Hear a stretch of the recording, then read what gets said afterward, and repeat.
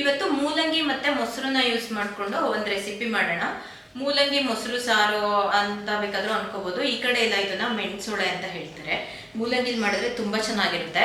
ಇವಾಗ ಪೈಲ್ಸ್ ಮತ್ತೆ stomach upset ಆದಾಗೆಲ್ಲ ಇದೊಂದು ಒಳ್ಳೆ ರೆಸಿಪಿ ಅನ್ಕೋಬಹುದು. ಮುಂದೆ ಬಾ. ಫಸ್ಟ್ ಮೂಲಂಗಿನ ಇದಕ್ಕೆ ಜಜ್ಜಬೇಕು. ಇಡೀ ಮೂಲಂಗಿನೇ ಜಜ್ಜಬೇಕು. ನಾನು ಅದು ಜಜ್ಜದು ಕಳೆದೋಗಿದೆ ಅಂತೇಳಿ ಕಟ್ ಮಾಡ್ಕೊಂಡು ಆಮೇಲೆ ಜಜ್ತಾ ಇದ್ದೀನಿ. ಮೂಲಂಗಿ ಎಲ್ಲನೂ ಜಜ್ಜಿಟ್ಕೋಬೇಕು ಫಸ್ಟು. ನಾನಿಲ್ಲಿ ಮೂಲಂಗಿನ ತೊಳೆದು ಸಿಪ್ಪೆ ತೆಕ್ಕೊಂಡು ಈ ಥರ ಜಜ್ಜಿಟ್ಕೋತಾ ಇದ್ದೀನಿ. ನನಗೆ ಒಂದೊಂದ್ಸತಿ ಮುದ್ದೂ ಹಿಂಗೆ ಜಜ್ಜಿಬಿಡೋಣ ಅಂತ. ನಾನೇನು ಕಾಯಿ ತುರಿಯಲ್ಲ, ಹಿಂಗೆ ಕಟ್ ಮಾಡಿಬಿಟ್ಟೆ ಹಾಕೋತೀನಿ. ಇದಕ್ಕೆ ಕಾಯಿ ತುಂಬ ಜಾಸ್ತಿ ಬೇಡ, ಸ್ವಲ್ಪ ಹಾಕ್ಕೊಂಡ್ರೇ ಸಾಕು. ಇದನ್ನೇನು ತುಂಬ ಸಣ್ಣ ಕಟ್ ಮಾಡ್ಕೊಳ್ಳೋದು ಬೇಡ. ಈರುಳ್ಳಿನ ರುಬ್ಬಕ್ಕೆ ಹಾಕ್ಕೊಳ್ಳೋದಲ್ವ. ಇದಕ್ಕೆ ಮೇನ್ ಇಂಗ್ರೀಡಿಯೆಂಟೇ ಮೂಲಂಗಿ ಮತ್ತು ಮೊಸರು. ಅದಕ್ಕೆ ನಾನು ಇವಾಗ ಒಂದು 1/4 kg ಅಷ್ಟು ಮೂಲಂಗಿ ತಗೊಂಡಿದ್ದೀನಿ. ಅದಕ್ಕೆ ಒಂದು 3 ರಿಂದ 4 ಸ್ಪೂನಷ್ಟು ಹಸಿ ಕಾಯಿ ತಗೊಂಡಿರ್ತು. ಕಾಯಿ ತುರಿ ಬೇಕಾದರೂ ತಗೋಬೋದು. ಆಮೇಲೆ ಇಲ್ಲಿ 1 ದೊಡ್ಡ ಸ್ಪೂನಷ್ಟು ಜೀರಿಗೆ, ಒಂದು ಅರ್ಧ ಸ್ಪೂನ್ ಸೋಂಪು ಮತ್ತು ಒಂದು ಅರ್ಧ ಸ್ಪೂನ್, ಒಂದು 20 ಕಾಳಷ್ಟು ಮೆಣಸು, ಇಷ್ಟು ತಗೊಂಡಿದ್ದೀನಿ. ಬೆಳ್ಳುಳ್ಳಿ, ಒಂದು ಗೆಡ್ಡೆ ಫುಲ್ ಬೆಳ್ಳುಳ್ಳಿ ತಗೊಂಡಿದ್ದೀನಿ. ಹಸಿ ಮೆಣಸಿನ್ಕಾಯಿ ಒಂದು 6 ತಗೊಂಡಿದ್ದೀನಿ. ಖಾರ ಹೆಚ್ಚು ಕಮ್ಮಿ ಮಾಡಿ ಹಾಕ್ಕೊಳ್ಳಿ. ಈರುಳ್ಳಿನ 2 ತಗೊಂಡಿದ್ದೀನಿ. 2 ಈರುಳ್ಳಿ ಸಾಕಾಗುತ್ತೆ ಬೇಕಾದಷ್ಟು. ಇದು ಸಾಂಬಾರ್ ಸೊಪ್ಪನ್ನ ರಿಪ್ಲೇಸ್ ಮಾಡಿ ಹಾಕೋತಾ ಇದ್ದೀನಿ. ಸೇಮ್ ಇದನ್ನು ಕೊತ್ತಂಬರಿ ಸೊಪ್ಪು ಸ್ಮೆಲ್ಲೇ ಬರುತ್ತೆ. ಇದು ಸೇಮ್ ಅದೇ ಸ್ಮೆಲ್ಲು, ಅದಕ್ಕಿಂತ ಸ್ವಲ್ಪ ಸ್ಟ್ರಾಂಗ್ ಆಗೇ ಇರುತ್ತೆ. ಇದು ಕಾರ್ಡ್ ಸಾಂಬಾರ್ ಸೊಪ್ಪು ಅಂತ ಕರೆಯೋದು ಈ ಕಡೆ ಎಲ್ಲ. ತೋರಿಸಿದು ಇದು ಎಲೆಯಲ್ಲಿ ಈ ಥರ ಇರುತ್ತೆ. ತುಂಬ ಜನಕ್ಕೆ ಗೊತ್ತಿರುತ್ತೆ ಅನಿಸುತ್ತೆ. ಇದು ಬೆಳೆದ ಮೇಲೆ ಈ ಥರ ಆಗುತ್ತೆ. ಎಲೆ ಜಾಸ್ತಿ ಕಟ್ ಮಾಡ್ಕೊಳ್ಳಿಲ್ಲ ಅಂತ ಅಂದರೆ ಈ ಥರ ಬೀಜದ ಥರ ಆಗುತ್ತೆ. ಇದೇ ಜರ್ಮಿನೇಷನ್ ಆಗೋದು. ಇದನ್ನು ಹಾಕ್ಕೋಬೋದು. ನನಗೂ ಗೊತ್ತಿರಲಿಲ್ಲ. ಆಂಟಿ ಇಲ್ಲಿ ವಾಕ್ ಬರ್ತಾರಲ್ಲ ಆಂಟಿ, ಇದನ್ನು ಯೂಸ್ ಮಾಡ್ಬೋದು ಅಂತ ಹೇಳಿದ್ರು. ಅದಕ್ಕೆ ಇದನ್ನು ಇಟ್ಕೊಂಡಿದ್ದೀನಿ. ಅಲ್ಲದೆ ಮತ್ತೆ ಇನ್ನೆರಡು ಇಂಗ್ರೀಡಿಯೆಂಟು ಅಲ್ಲೇ ಒಗ್ಗರಣೆಗೆ ಹಾಕುವಾಗಲೇ ಹಾಕೋಣ ಅಂತ ಅಂದ್ಕೊಂಡಿದ್ದೀನಿ. ಒಂದು ಅರಿಶಿನ, ಇನ್ನೊಂದು ಸಾಸಿವೆ, ಅಷ್ಟೇ. ಇವಾಗ ರುಬ್ಬಕ್ಕೆ ಏನೇನು ಇಟ್ಕೊಂಡಿದ್ದೀವಿ ಎಲ್ಲನೂ ಇದ್ರೊಳಗೆ ಹಾಕ್ಕೊಳ್ಳೋಣ. ಇದು ಬೇಕಾದರೆ ಸ್ವಲ್ಪ ಅಕ್ಕಿ ಬೇಕಾದರೂ ಹಾಕ್ಕೋಬೋದು ಗಟ್ಟಿ ಬರೋಕ್ಕೆ. ನಾನು ಇದನ್ನು ಒಂದೇ ಒಂದು ಟೈಮಿಗೆ ಯೂಸ್ ಮಾಡ್ತಾ ಇದ್ದೀನಲ್ಲ, ಅದಕ್ಕೆ ಅದೇನೂ ಹಾಕ್ತಾಯಿಲ್ಲ. ಆಮೇಲೆ ಕಾಯಿ ಇಷ್ಟನ್ನ ಇದನ್ನು ಚೆನ್ನಾಗಿ ರುಬ್ಕೊಬರೋಣ. ಇದಿಷ್ಟು ಹಾಕಿ ರುಬ್ಕೊಬಂದ್ಮೇಲೆ ಈ ಥರ ಕಲರ್ ಬಂದಿದೆ ನೋಡಿ. ಒಳ್ಳೆ ಗ್ರೀನ್ ಕಲರ್ ಇದೆ, ಡಾರ್ಕ್ ಏನಿಲ್ಲ. ಸ್ಮೆಲ್ ಗಮ್ಮಂತ ಇದೆ. ಇವಾಗ ಒಗ್ಗರಣೆಗೆ 1-2 ಸ್ಪೂನಷ್ಟು ಆಯಿಲ್ ಹಾಕ್ಕೊಳ್ಳಿ. ಎಣ್ಣೆ ಕಾಯ್ದಿದೆ. ಸ್ವಲ್ಪ ಸಾಸಿವೆ ಹಾಕ್ಕೊಳ್ಳೋಣ. ಸಾಸಿವೆ ಸಿಡಿದ್ಮೇಲೆ ಒಗ್ಗರಣೆಗೆ ಒಂಚೂರು ಅರಿಶಿನ. ಒಗ್ಗರಣೆಗೆ ನೀವು ಬೇಕಾದರೆ ಈರುಳ್ಳಿ ಹಾಕ್ಕೋಬೋದು, ಆದರೆ ಈರುಳ್ಳಿ ಏನು ಬೇಡ. ಹಾಗೇ ಮೂಲಂಗಿ ಹಾಕ್ಕೊಳ್ಳಿ. ಮೂಲಂಗಿ ಹಾಕ್ಕೊಂಡು ಚೆನ್ನಾಗಿ ಫ್ರೈ ಮಾಡಬೇಕು. ಮಾಮೂಲಿ ಮೊಸರು ಸಾರಿಗಿಂತ ಸ್ವಲ್ಪ ಡಿಫ್ರೆಂಟ್ ಆಗಿರುತ್ತೆ. ನೀವು ಮೂಲಂಗಿ ತಿನ್ನೋಕೆ ಇಷ್ಟ ಇಲ್ಲದೆ ಇರೋರು ಈ ಥರ ಮಾಡಿಕೊಂಡ್ರೆ ತುಂಬ ಅಂದರೆ ತುಂಬಾ ಚೆನ್ನಾಗಿರುತ್ತೆ. ಇದು ತುಂಬ ಬೆಂದು ಹೋಗೋದು ಬೇಡ. ಒಂದು 80% ಬೆಂದರೆ ಸಾಕು. ನೀವು ಆಯಿಲಲ್ಲಿ ಹಾಕಿ 1 ನಿಮಿಷ ಹಿಂಗೆ ಮಾಡಿಬಿಟ್ರೆ ಸಾಕು, ಬೆಂದೇ ಹೋಗಿರುತ್ತೆ ಮೂಲಂಗಿ. ಜಜ್ಜಿರ್ತೀವಲ್ಲ ಒಳಗೆಲ್ಲ ಚೆನ್ನಾಗಿ ಅದು ಅರಿಶಿನದ ಫ್ಲೇವರ್ ಎಲ್ಲ ಇಟ್ಕೊಂಡು ಚೆನ್ನಾಗಿ ಬೆಂದಿರುತ್ತೆ. ಇದು ಸ್ವಲ್ಪ ಬೆಂದ ಮೇಲೆ ಉಪ್ಪು ಹಾಕ್ಕೋಬೇಕು. ಉಪ್ಪು ಇವಾಗ ಮೂಲಂಗಿಗೆ ಎಷ್ಟು ಬೇಕೋ ಅಷ್ಟು ಹಾಕ್ಕೊಳ್ಳೋಣ. ಲಾಸ್ಟಿಗೆ ಹಾಕ್ಕೊಳ್ಳೋಣ ಉಪ್ಪನ್ನ. ಇಲ್ಲಾಂದರೆ ಎಲ್ಲ ಉಪ್ಪನ್ನು ಮೂಲಂಗಿನ ಇಟ್ಕೊಂಡ್ಬಿಟ್ಟು ಜಾಸ್ತಿ ಉಪ್ಪಾಗೋಗ್ಬಿಡುತ್ತೆ. ಸ್ವಲ್ಪ ಹಾಕೋಣ. ಈಗ ಕಿತ್ಕೊಂಡು ತೊಳ್ಕೊಬಂದಿದ್ದೀನಿ ನಾನು. ಒಗ್ಗರಣೆಗೆ ಹಾಕ್ಬೇಕಿತ್ತು ಕರ್ಬೇವಿನ ಸೊಪ್ಪನ್ನ, ಮರ್ತೋಗಿತ್ತು ನನಗೆ. ಇವಾಗ ಹಾಕ್ತಾಯಿದ್ದೀನಿ.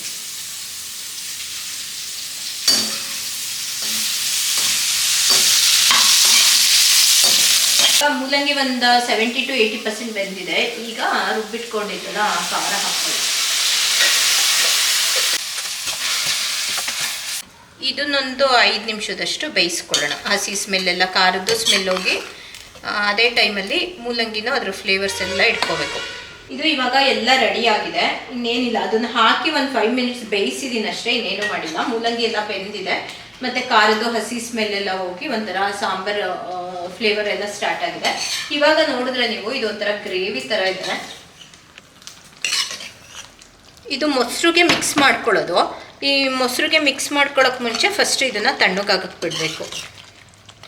ತಣ್ಣಕ್ಕಾಗಕ್ಕೆ ಬಿಟ್ಟು ಮೊಸರು ಮಿಕ್ಸ್ ಮಾಡಿ ಬಿಸಿ ಅನ್ನದ ಜೊತೆ ಮುದ್ದೆ ಜೊತೆ ಚಪಾತಿ ಎಲ್ಲದಕ್ಕೂ ಚೆನ್ನಾಗಿರುತ್ತೆ. ನೀವು ಬೇಕಾದರೆ ಹೀಗೆ ಬೇಕಾದರೂ ತಿನ್ಬೋದು, ಮೊಸರಿಗೆ ಮಿಕ್ಸ್ ಮಾಡ್ದೇನೋ ತಿನ್ಬೋದು, ಹಾಗೂ ಚೆನ್ನಾಗಿರುತ್ತೆ.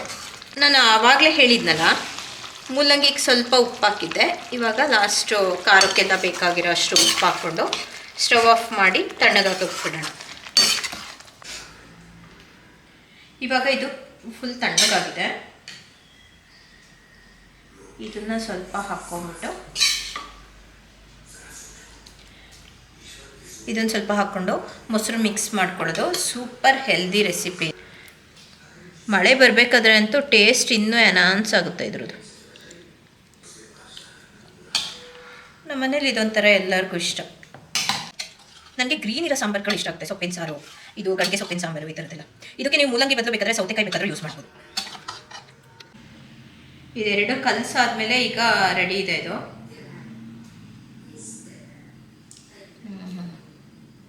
ಸಖತ್ತಾಗಿದೆ. ಚೂರು ಖಾರ ಜಾಸ್ತಿ ಹಾಕಿದ್ದೀನಿ, ಸೂಪರ್ ಆಗಿದೆ.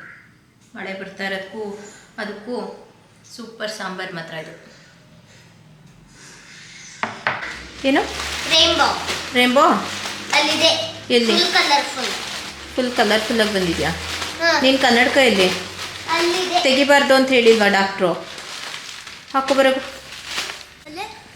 ರೈನ್ಬೋ ಬಂದಿದೆ ಅಂತ ಈಚೆ ನೋಡೋಣ ಅಂತ ಬಂದ್ವಿ. ಓ ದೊಡ್ಡ ರೈನ್ಬೋ ಬಂದಿದೆ. ಬರೀ ಕಣ್ಗಂತೆ ಎಂಥ ಕಲರ್ಫುಲ್ಲಾಗಿ ಫುಲ್ ರೌಂಡ್ ರೈನ್ಬೋನೇ ಬಂದಿದೆ. ಅರ್ಧ ಬರೋದು ದಿನ. ನೋಡಿ ಇಲ್ಲಿ ಈ ಎಂಡಿಂದ ಈ ಎಂಡ್ವರೆಗೂ ಬಂದಿದೆ. ಇಲ್ಲಿಂದ ಇಲ್ಲಿವರೆಗೂ. ಇಲ್ಲಿ ಡಾರ್ಕೆಸ್ಟ್ ಆಗಿದೆ. ಎಂಡ್ಸಲ್ಲಿ ಈ ಕಡೆನೂ ಅಷ್ಟೇ, ಈ ಎಂಡಲ್ಲೂ ಡಾರ್ಕ್ ಆಗಿದೆ. ಓ ಮುದ್ದು ಈಗ ಡಾರ್ಕ್ ಆಗ್ತಾಯಿದೆ ಕಣ. ಬರ್ತಾ ಲೈಟ್ ಇತ್ತು ಇವಾಗ ಡಾರ್ಕ್. ರೇನ್ಬೋ ಏನಕ್ಕೆ ರೌಂಡಿಗಿರುತ್ತೆ ಹೇಳು? ಮಳೆ ಬಂದಾಗ, ಬಿಸಿಲು ಇದ್ದಾಗ. ಏನಕ್ಕೆ ರೌಂಡಿಗೆ ಏನಕ್ಕೆ ಬರುತ್ತೆ? ಫ್ಲ್ಯಾಟಾಗಿ ಏನಕ್ಕೆ ಬರಲ್ಲ? ಕಲರ್ ಇರ್ತವೆ. ಏನು ಕಲರ್ ಇರುತ್ತೆ? ನಿಮಗೆ ಯಾರಿಗಾದ್ರೂ ಗೊತ್ತಾ ರೇನ್ಬೋ ಏನಕ್ಕೆ ರೌಂಡಿಗೆ ಬರುತ್ತೆ ಅಂತ ಕಮೆಂಟ್ ಮಾಡಿ. ನಾನು ನೆಕ್ಸ್ಟ್ ವೀಡಿಯೋದಲ್ಲಿ ಅದಕ್ಕೆ ಆನ್ಸರ್ ಹೇಳ್ತೀನಿ. ಓಕೆನಾ? ನಾನು ಕ್ಯೂರಿಯಸ್ ಆಗ್ತಿದೆ, ಇವಾಗಲೇ ಹೇಳಿ. ಏನಕ್ಕೆ ರೌಂಡಿಗೆ ಬರುತ್ತೆ ಅಂದರೆ ಲೈಟು ಸ್ಕ್ಯಾಟರ್ ಆಗೋದು ಮಳೆ ಹನಿ ಒಳಗಿಂದ ಅಲ್ವಾ. ಮಳೆ ಹನಿ ರೌಂಡ್ ಇರುತ್ತಲ್ಲ, ಹಾಗಾಗಿ ರೇನ್ಬೋನು ರೌಂಡ್ ಬರುತ್ತೆ. ಮಳೆ ಹನಿ ಒಳಗಿಂದ ಪಾಸಾಗಿ ಲೈಟ್ ಬರೋದು. ಇನ್ನೊಂದು ರೈನ್ಬೋ ಕಾಣಿಸ್ತಾ ಇದೆಯಾ ನೋಡಿ, 2 ಬಂದಿದೆ. ಈ ಕಡೆ ಸೈಡಲ್ಲಿ ಒಂದು ಬಂದಿದೆ ಸಣ್ಣದು. ಅದು ಬೀನ್ಸ್ ಗಿಡ ಬೇರೆ ಬೆಳ್ಕೊಬಿಟ್ಟಿದೆ. ಕಿತ್ತಾಕಕ್ಕೂ ಮನಸ್ಸಿಲ್ಲ ಇದನ್ನು. ಬೀನ್ಸ್ ಗಿಡ ಅಂತ ನಾನು ಅಂದ್ಕೊಂಡಿದ್ದೀನಿ. ಅದೇನು ಕಾಯಿ ಬಿಡುತ್ತೆ ಅಂತ ನೋಡಬೇಕು. ಸಾಂಬಾರಿಗೆ ಕರ್ಬೇವಿನ ಸೊಪ್ಪು ಬೇಕು. ಚಳಿಗೆ ಒಳ್ಳೆ ಒಂದು ಮೊಸರು ಮತ್ತು ಮೂಲಂಗಿನ ಯೂಸ್ ಮಾಡ್ಕೊಂಡು ಒಂದು ಸೂಪರಾಗಿರೋ ಸಾಂಬಾರು ಮಾಡ್ತಾಯಿದ್ದೀನಿ. ಅದಕ್ಕೆ ಕರ್ಬೇವಿನ ಸೊಪ್ಪು ಬೇಕಿತ್ತು. ಆದರೆ ಕರ್ಬೇವಿನ ಸೊಪ್ಪು ಗಿಡ ಇಷ್ಟು ಬೆಳೆದ್ಬಿಟ್ಟಿದೆ ಅಲ್ವಾ. ಇದನ್ನು ಕಟ್ ಮಾಡಿಲ್ಲ ಅಂತ ಅಂದರೆ ಇದು ತಿಕ್ಕಾಗಿ ಬರಲ್ಲ. ಅದಕ್ಕೆ ನನಗೆ ನನ್ನ ವಾಕ್ಮೇಟ್ ಆಂಟಿ ಹೇಳಿದರು, ಅದು ನಿನ್ನಷ್ಟು ಉದ್ದ ಬೆಳೆದಾಗ ಅದನ್ನು ಕಟ್ ಮಾಡು ಅಂತ. ಇವಾಗ ನನಗಿಂತ ಒಂಚೂರು ಉದ್ದ ಬೆಳೆದಿದೆ ಅಂದ್ಕೊಂತೀನಿ. ಈಗ ಕಟ್ ಮಾಡೋಣ ಇದನ್ನು. ಇನ್ನು ಕಟ್ ಮಾಡಿದ್ರೆ ಏನಾಗುತ್ತೆ ಅಂದರೆ ಈ ನೋಟ್ಸ್ ಇರುತ್ತಲ್ಲ, ಹತ್ರ ಬಾ. ಹಿಂಗೆ ಕಟ್ ಮಾಡಿದ್ರೆ ಈ ನೋಟ್ಸ್ ಇದೆ ನೋಡಿ, ನಿಮಗೆ ಕಾಣಿಸ್ತಾ ಇದೆಯಾ? ಈ ನೋಟ್ಸಿಂದ ಇನ್ನೊಂದೊಂದು ಕೊಂಬೆ ಎಲ್ಲ ಉಟ್ಕೊಳ್ಳುತ್ತಂತೆ. ಕರ್ಬೇವಿನ ಸೊಪ್ಪು ಗಿಡ ಅಂತೂ ತುಂಬ ಪ್ರೀತಿಯಿಂದ ಬೆಳೆಸಿದ್ವಿ. ವರ್ಟಿಕಲ್ ಕಟ್ ಮಾಡಿದ್ದೀನಿ. ಹಾಗಾಗಿ ಇದನ್ನು ಹಿಂಗೆ ಒಂದು 45 ಡಿಗ್ರಿಲಿ ನೀರೆಲ್ಲ ಇಳ್ದೋಗಷ್ಟು ಕಟ್ ಮಾಡೋಣ.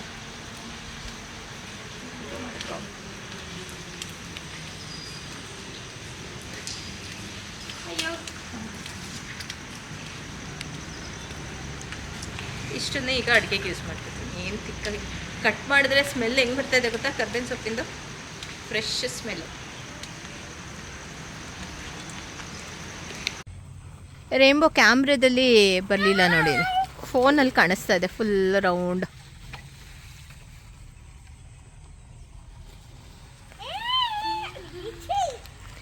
ಮಳೆ ಬಂದಾಗ ಈ ಕಡೆ ನೋಡೋಕೆ ಒಂಥರ ಚೆನ್ನಾಗಿರುತ್ತೆ. ಮನೆಗಳು ಬಿಟ್ಟರೆ ನೋಡಿ ಎಷ್ಟು ಚೆನ್ನಾಗಿದೆ. ಈ ಮರ ಎಷ್ಟು ದೊಡ್ಡದಿತ್ತು ಅಂತ ಇನ್ನೂ ದೊಡ್ಡದಿತ್ತು. ಈಗ ಕಟ್ ಮಾಡೋಕ್ಕಿದ್ದಾರೆ. ಇಲ್ಲೊಂದು ಮರ ಇತ್ತು ಇದ್ರ ಮುಂದೆ, ಅದು ಕಟ್ ಮಾಡಿದ್ದಾರೆ. ಮೂಡ ನೋಡಿ ಇಲ್ಲಿ ಹೆಂಗೆ ಕಾಣಿಸ್ತಾ ಇದೆ. ಅಯ್ಯೋ, ಕಣ್ಣು ಮುಂದೆನೇ ಬಂದಂಗೆ ಅನ್ನಿಸ್ತಾ ಇದೆ. ಕ್ಯಾಮ್ರಾದಲ್ಲಿ ಹೆಂಗೆ ಕಾಣಿಸ್ತಾ ಇದೆಯೋ ಏನೋ ಗೊತ್ತಿಲ್ಲ. ಅದು ವೈಟ್ ಕಲರ್ ದೊಡ್ಡ ಮೋಡ ಇದೆಯಲ್ಲ, ಅದು ಮೂವ್ ಆಗ್ತಾ ಇದೆ ಆ್ಯಕ್ಚುಲಿ. ಇಲ್ಲಿ ಕಾಣಿಸ್ತಾ ಇದೆಯಲ್ಲ ಗೊತ್ತಿಲ್ಲಪ್ಪ. ನೋಡಿ ಇಲ್ಲಿ ಮೋಡ ಎಲ್ಲ ಹೆಂಗೆ ಕೆಳಗೆ ಬಂದ್ಬಿಟ್ಟಿದೆ ಇವತ್ತು. ಜಸ್ಟ್ ಈಗ ಮಳೆ ಬಂದು ನಿಂತು ರೈನ್ಬೋ ಬಂದಿದೆ. ತೇಲಾಡ್ತಾರ ಥರ ಕಾಣಿಸ್ತದೆ ಗೈಸ್. ಈ ಮೋಡ ಅಂತೂ ಇಷ್ಟುದ್ದ ಸಖತ್ ಕಾಣಿಸ್ತದೆ ಇವತ್ತು. ಆಮೇಲೆ ಇದು ನಮ್ಮ ಉದ್ದು ಬಸ್ಸು ಮಳೆ ಬಂದಾಗೆಲ್ಲ ಬಂದು ಮನೆ ಹತ್ರ ನಿಲ್ಲುತ್ತೆ. ಈ ನನ್ನ ಮಗನಿಗೆ ಬಸ್ ಬಂದು ನಿಂತ್ಕೊಬಿಟ್ರೆ ಒಂಥರ ಖುಷಿ.